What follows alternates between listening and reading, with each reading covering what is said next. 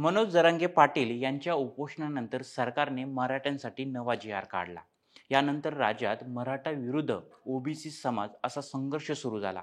OBC नेत्यांनी सरकारने काढलेल्या जी.आर.ची होळी करत याचा निषेध व्यक्त केला, तर दुसऱ्या बाजूला मराठा समाजही तितकाच आक्रमक झाला. यात ओबीसी नेते लक्ष्मण हाके सातत्याने चर्चेत राहिले. ते ओबीसी समाजाची बाजू भक्कमपणे मांडताना दिसतायत. मात्र एका घटनेने लक्ष्मण हाके यांना ओबीसीतून बाजूला हटवण्यात येत आहे का अशी शंका येऊ लागली आहे. नेमकं काय घडलंय बघूया या व्हिडिओच्या माध्यमातून. नमस्कार, मी हरिचंद्र, तुम्ही पाहतात सकाळ. आता isakal.com आहे देशातील नंबर 1 ची मराठी न्यूज वेबसाईट. प्रत्येक अपडेटसाठी isakal.com ला नक्की भेट द्या. मराठा समाजाला ओबीसीतून आरक्षण मिळावं यासाठी राज्य सरकारने हैदराबाद गॅझेट लागू करण्यासाठी शासन निर्णय प्रसिद्ध केल्यानंतर ओबीसी समाजातील अनेक नेत्यांनी तीव्र नाराजी व्यक्त केली. छगन भुजबळांसह लक्ष्मण हाके हेही त्यामध्ये आघाडीवर आहेत. आरक्षणाच्या सर्व मुद्द्यावर ओबीसी नेते सुरात सूर मिसळत असताना एक मोठी घडामोड समोर आली आहे. बीडमध्ये येत्या रविवारी म्हणजे 28 सप्टेंबर रोजी ओबीसी मेळाव्याचे आयोजन करण्यात आले. याचे पोस्टर देखील सध्या सोशल मीडियावरती व्हायरल होत आहे.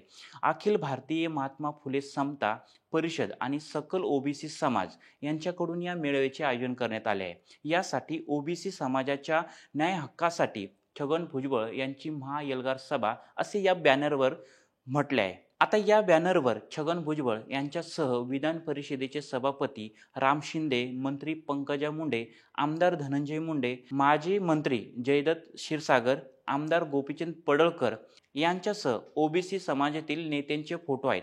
मात्र या बॅनरवरून लक्ष्मण हाके यांना मात्र वगळण्यात आलंय. त्यामुळे या बॅनरचे फोटो सध्या व्हायरल होत असून याबाबत अनेक उलटसुलट चर्चा सुरू आहेत. आता हाके यांना या मेळाव्याला निमंत्रित करण्यात आले नाही का? हाकेंना या मेळाव्यातून जाणीवपूर्वक डावलण्यात आले आहे का?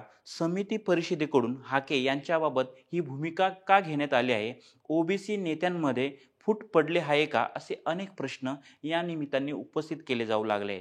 अद्याप आयोजकांकडून या बॅनरबाबत कोणतेही स्पष्टीकरण देण्यात आलेलं नाही. त्यामुळे समता परिषदेची हाकेंबाबत नेमकी भूमिका काय हे समोर येऊ शकलेलं नाही. ओबीसी आरक्षणासाठी हाके यांच्याकडून सातत्याने आक्रमकपणे भूमिका मांडली जात आहे. मनोज जरांगे पाटील यांच्यावरही ते सातत्याने टीका करत असतात. फडणवीस सरकारवरही ते आसूड ओढतात. पण छगन भुजबळ यांच्या मेळाव्यातून त्यांना वगळण्यात आल्यानं चर्चांना उधाण आलं आहे. याबाबत तुम्हाला काय वाटतं ते कमेंट करून नक्की सांगा. धन्यवाद. महाराष्ट्रातील सर्व बातम्यांचे विश्वासार्ह व्यासपीठ सकाळच्या सर्व सोशल मीडिया प्लॅटफॉर्मला लाईक, फॉलो आणि सबस्क्राईब करा. तसंच सर्व नोटिफिकेशनसाठी बेल आयकॉन प्रेस करायला विसरू नका.